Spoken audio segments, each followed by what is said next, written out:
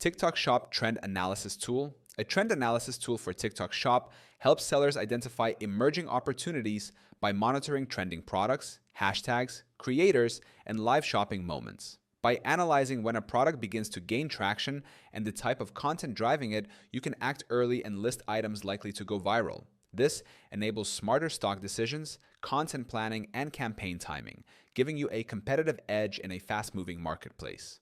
These tools offer features like real-time product scans, influencer tracking, hashtag velocity charts, and competitor comparisons. For instance, platforms like Calidata and Shopless aggregate huge volumes of data, products, creators, video performance, and help you spot what's trending before most sellers. This lets you create TikTok Shop listings that align with what's hot rather than wait for the trend to peak.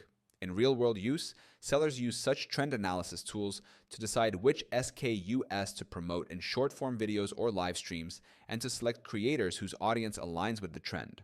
For example, you may see a spike in a certain hashtag or creator content and then quickly list the matching product, citing trend data as your decision driver. Using a tool for trend analysis makes your TikTok Shop strategy proactive, not reactive.